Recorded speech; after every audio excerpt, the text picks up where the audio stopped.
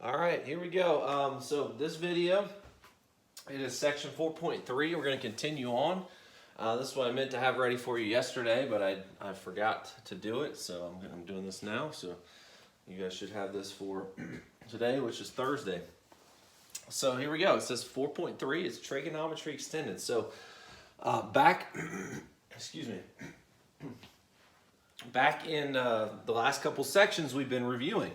Okay, we've been reviewing a trig. We've also been reviewing special right triangles, that kind of thing. So this, we're going to take it a little bit further. All right, we're going to actually try to apply this right triangle stuff to the circular functions. Okay, so here we go. So first of all, guys, we need to understand what positive, negative angles and what standard position is, because if we want to put an angle, if we want to place an angle on a coordinate plane, you need to place it in standard position. So first of all, what standard position is, you always put the vertex on the origin. So my vertex right here is on the point 0, 0. Okay, and the initial side is always on the positive x-axis. So this right here is going to be your initial side.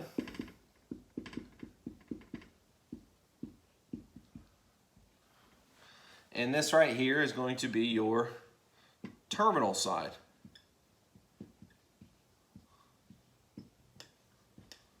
Okay, so always, what I would think about, guys, always think about starting your angle. Your angle would start at 0 degrees. Now, if you want to put like a 120-degree angle on the coordinate plane, then you would have to open your terminal side up this direction, counterclockwise, because positive angles are generated by counterclockwise rotations.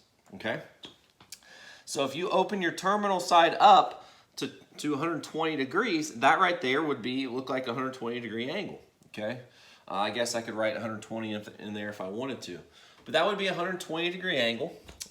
If I open it 120 degrees, remember, counterclockwise is positive.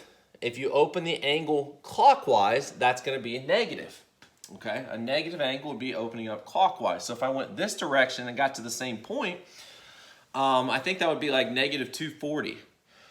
So if I got to the same position, to the same standard position, just going this direction, that's going to be a negative 240-degree angle as well. Okay. So this is the idea. Like I said, always in standard position, you always put your vertex on the origin. So at the point 0, 0, that's your vertex. One of your sides is always going to be on the positive x-axis. If you open it up counterclockwise, it's positive. If you open it up clockwise, it's negative. All right. So this kind of leads me into the next, what I would usually call slide, but I'm going to flip over this whiteboard here. We're going to talk about coterminal angles next. So hopefully everybody has that written down. If you don't, pause the video. But we're going to talk about coterminal angles next. I kind of already given you an example of a coterminal angle, or of two coterminal angles. So if I open this up 120 degrees this way, that's the same thing as opening up 240 degrees the other direction, so negative 240. So guys, what 120 and negative 240, those are actually called coterminal angles, and I'll try to explain that in this next quote-unquote slide here. So here we go. Coterminal angles. They are angles that have the same initial and terminal sides but different measures. And we've given an example already, 120 and negative 240. Those are coterminal angles.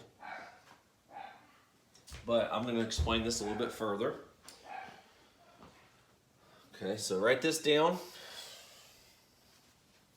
I'm going to go ahead and talk about it here. So pause the video if you still need time to write it down. But here we go. So to talk about this, I'll go and stand in front. You can't see my face, but that's okay.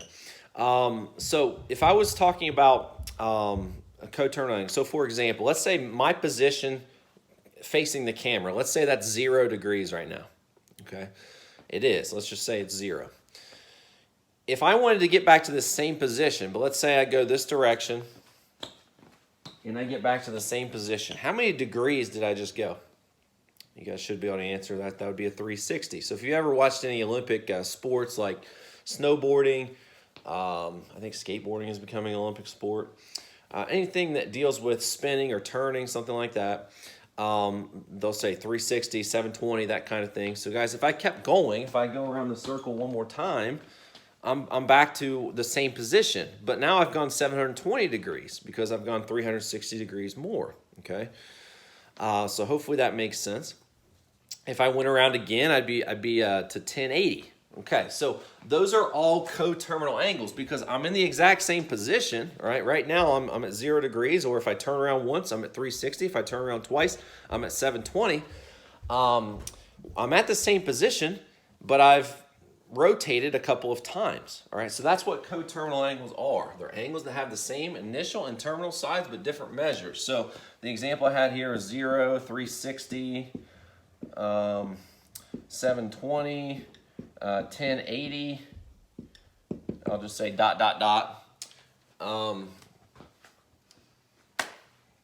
are all coterminal angles, okay?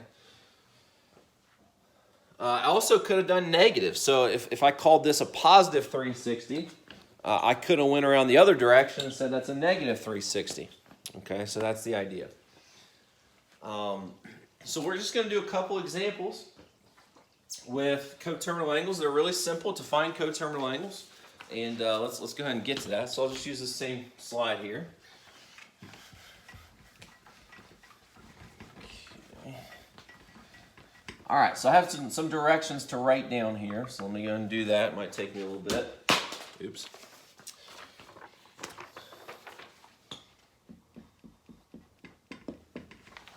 Example, find a positive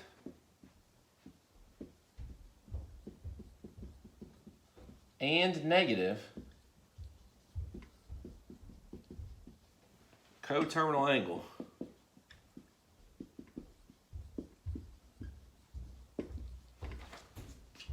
Okay. With the given angle, but I won't write that down. So part A is going to be 30 degrees. All right, and I'll try to fill in part B and C later. There's 3 parts to this. Okay, so this is very simple, guys. Again, to find a coterminal angle, we just want to find an angle that's essentially in the same position as 30 degrees, but it has a different measure. So instead of 30, we'll have a different number instead. So for example, let's just try to plot 30 degrees. Let's try to, you don't have to draw this every time, but let's just go and draw it here just for the fun of it. So first of all, whenever you draw an angle in standard position, your initial side's always on the positive x-axis. Your vertex is always in the middle here. And I want to go 30 degrees. So I want you guys to kind of test yourself. Does that mean I go counterclockwise 30 degrees, or do I go clockwise 30 degrees? Well, since it's positive 30, that means we need to go counterclockwise. So if I open this up counterclockwise, it's this direction. Okay, hopefully you guys are seeing that. So this right here would be 30-degree angle, and that's my angle. I've got it plotted on the coordinate plane in standard position. Okay, so that's the idea. I want 2 more angles. I want a positive coterminal angle to that, and I also want a negative coterminal angle to that. So meaning I want an angle that's going to be in the same position as 30, okay?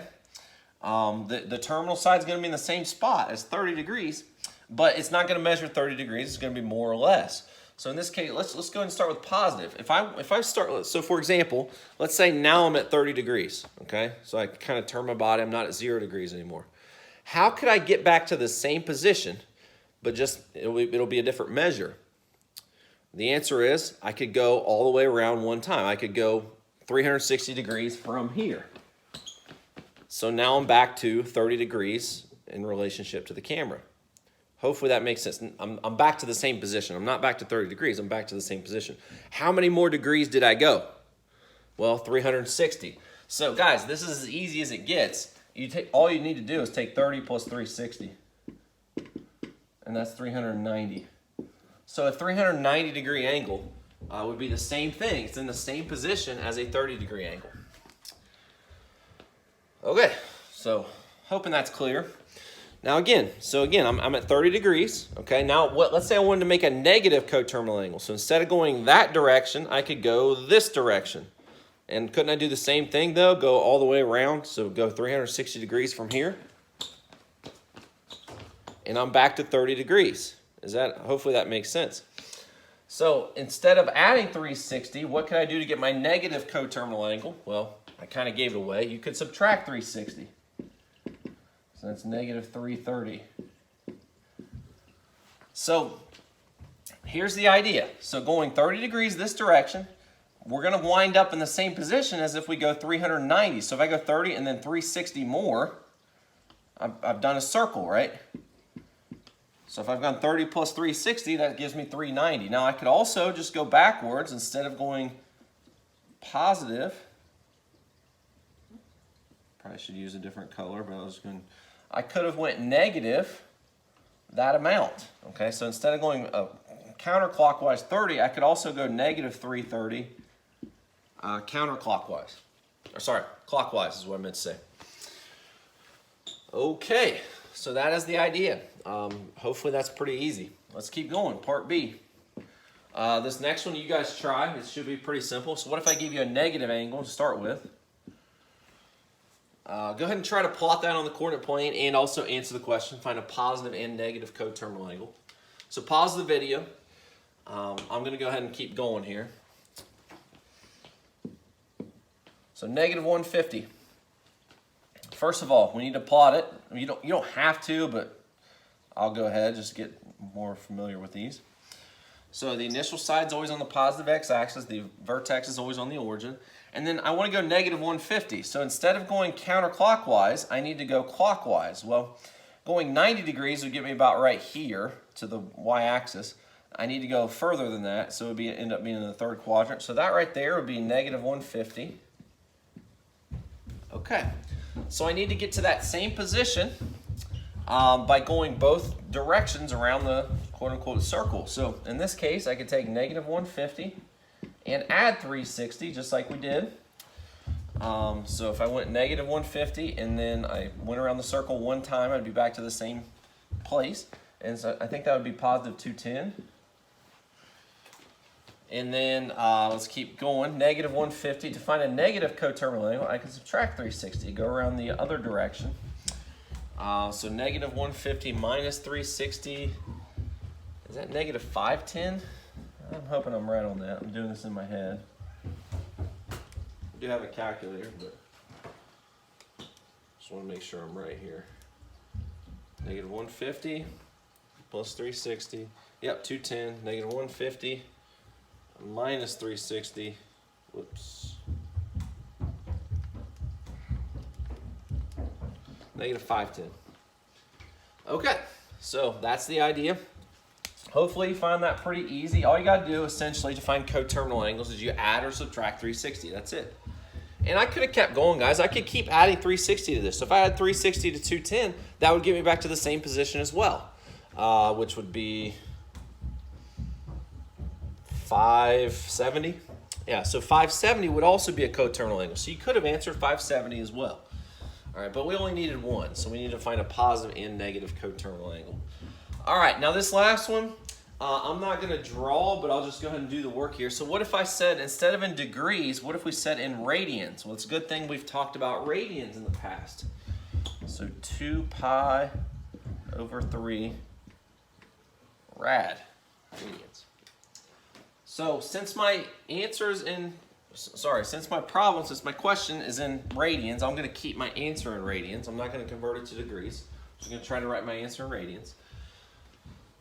We all know how many degrees are in a circle, 360. So that's how I knew what to add here and subtract. You add 360 and subtract 360. Now the question is, hopefully you guys remember, how many radians are in a circle? The answer is 2 pi. There are 2 pi radians.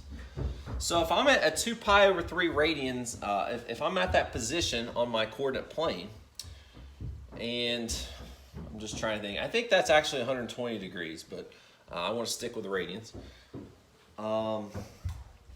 Anyways, what was I trying to say here? I want to try to find coterminal angles to this. I want to try to find a positive coterminal angle and a negative coterminal angle. Well, if you look at what we did in the past, in degrees, all we did was we added and subtracted 360 to get a coterminal angle. So all you have to add here is just basically whatever it takes to make a complete circle. So in this case, it takes 2 pi radians to go around the loop another time. So with this idea here, we just take 2 pi over 3, and we add 2 pi, and we subtract 2 pi. Hopefully you can see that. Yeah, it looks like it. Okay, so all we've got to do is add these together. Now guys, this is just fractions. A lot of people get discouraged here. They look at this and they think it's too difficult. It's just adding fractions, guys. Before you can add fractions, you have to have the same denominator. So how can I make 2 pi have the denominator of 3? Couldn't I multiply it by 3 over 3? If you think about it, guys, isn't 2 pi the same thing as 6 pi over 3? Wouldn't 6 divided by 3 equal 2? That's where I get this 2 pi from. So I could rewrite this as 6 pi over 3. Let me write this down.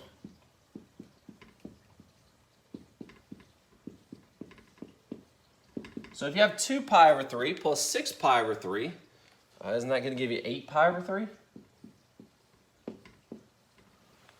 Yes, it is. And then from here, I could do the same thing. It's going to be 2 pi over 3. I'm struggling here. Minus 6 pi over 3. So what's 2 pi over 3 minus 6 pi over 3? Well, it'd be negative 4 pi over 3. And these are both in radians. So that would be your answer for your positive and negative coterminal angles. So that one's just a little bit different. You had to add fractions there. But it's still the same concept, guys. If you go 360 degrees around the coordinate plane, or if you go 2 pi radians around the coordinate plane, you're in the same position. All right, these are what's known as coterminal angles. All right, let me see how long this video has been. 17 minutes. Let's see. Let's do one more. Let's do one more problem, then we'll call it quits for this video. Here we go. I'll just leave that up there. I'll get rid of the other side. Whoops. I almost cracked myself in the head there.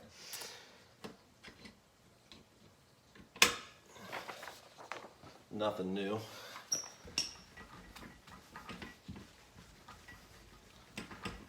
I think I've got brain damage from hitting my head on that TV that used to be in my room.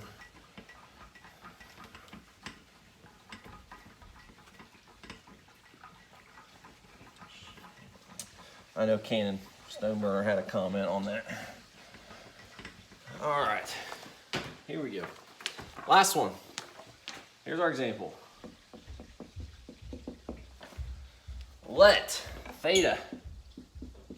And by the way, a lot of times, I don't know if I've mentioned this in the past, a lot of times we just let theta be, theta is the variable for an angle. Okay, so that's what we use theta. It's the Greek letter theta, T-H-E-T-A, theta. All right, so be the acute angle in standard position. So it's telling us to put it in standard position. Whose terminal side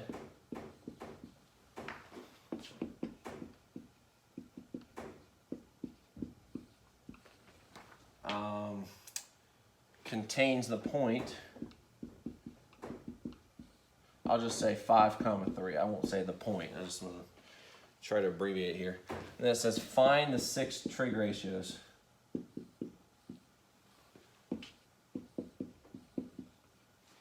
That's trig. Trigonometric ratios of theta. Okay. There we have it. Let's try to answer this. So this is kind of review from, well, section 4.2, and it's also applying what we've just learned in section 4.3. So let's get it going. So first of all, it says, let theta be the acute angle in standard position. When you hear that, what is standard position? It means I need to do what with my initial side? Put it on the positive x-axis, and then I need to put the vertex at the origin, right? Okay, so that right there is my standard position. Now I also know I know my initial side's right here, my vertex is here. I need to know where my terminal side is. So if we're talking about it has to contain the 0.53, well, the 0.53 is going to be somewhere in the first quadrant. That means you go over 5 and let's just say up 3. So this right here would be my terminal side. It's going to contain that point. Okay. So what we can do from here, if we want to find the 6 trig ratios, what we've done in the past is we've had to have a right triangle. So whenever you, in this case, I need to draw a right triangle. Okay, so whenever you draw this right triangle, you always need to draw it from this point down to the x-axis.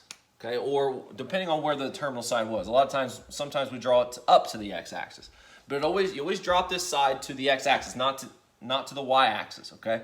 So I need to try to make this a right triangle. That'll be a right angle. This will be my theta. Hopefully you guys can see that in the picture. It's kind of small. I'm sorry. I didn't draw the picture very big. So, guys, we know 2 sides of this right triangle already. Wouldn't this side right here be 5? The x value of whatever that point is. Let me go and write down the point. If point's 5, 3. Okay. And then wouldn't the y, the vertical side, wouldn't that be 3? Whatever the y value is of that point. So we know 2 of the 3 sides. So how do you find the third side? And I'll just call this, I'll call it r. I don't want to use x or y. There's a reason why I'm calling it r, but I'm thinking ahead. But don't worry about this for right now. So how could I find r right there? I've got a right triangle. I've got 2 sides of my right triangle. How can you always find the third side? It's kind of a special theorem that we've talked about many times in geometry and advanced math, all that stuff. Algebra, you've seen it. Pythagorean theorem, exactly. So we would take 3 squared plus 5 squared is equal to r squared. So I can find r by doing this. 3 squared is 9. 5 squared is 25. And r squared is just r squared. And then 9 plus 25 is 34. Checking to make sure you guys can still see it. Yep. And so if I wanted to solve for r, what would I do? I would take the square root of both sides. So it's going to be the square root of 34. So now that I know that side, I'm going to go and erase this and say this is the square root of 34. Now we can do our 6 trig ratios. Shouldn't be too hard from here now that we know all 3 sides of the triangle. So let me try to write them all out. I'm not sure I'll be able to fit them on this stuff right here, but let me try to do that. So actually, let me erase this stuff first, so I might need a little bit more room. I'll at least erase that. Okay, so we know r is the square root of 34. Okay, so sine. Let's start with sine. All right, so the sine of theta. Well, if you guys remember the trig ratio, sine SOHCAHTOA, sine is what over what? It's opposite over hypotenuse. So what is the opposite of this theta here? It's 3. What is the hypotenuse? Square root of 34. We just found it. Okay, let's keep going.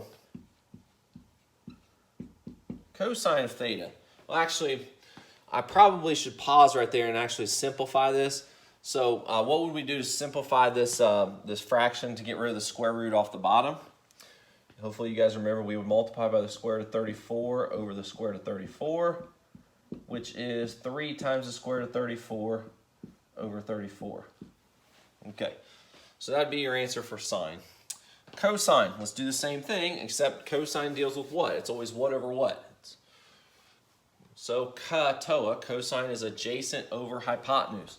So what's the adjacent to theta? 5. The hypotenuse, still square root of 34. I'm going to save myself some work. This is the same thing as 5 times the square root of 34 over 34. Okay, and then tangent.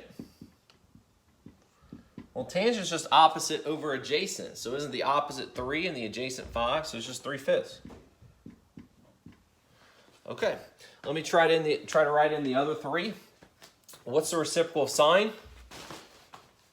Remember, there's one co to go with each pair, with each reciprocal pair. So sine would be cosecant. Let me make sure I write the abbreviation correctly. Cosecant of theta. Now, with cosecant, all you got to do is flip sine. Okay, it's the reciprocal of it. So I would actually start with what we had originally. This will make it a lot easier. So 3 divided by the square root of 34. If I flipped it, wouldn't that be the square root of 34 over 3? Hopefully that makes sense. Cosine, the reciprocal of that is just secant. So secant of theta, well, we would just flip this guy. So it's going to be the square root of 34 over 5. And then cotangent, that one's pretty easy to remember. It's a reciprocal of tangent. That's 5/3. Flip 3/5, 5/3. Okay, so hopefully this made sense. If it doesn't, don't worry. I'm going to be back soon. I'm going to be back Monday, so I know you guys are all excited, right? Right. So anyways, this is all I've got for this video. I'm going to stop it right there. Hopefully it wasn't too long, but I'll catch you guys later with this. I'll probably have an assignment for you guys tomorrow on this, just to kind of practice this stuff. So, and then I'll be back. All right, see you guys.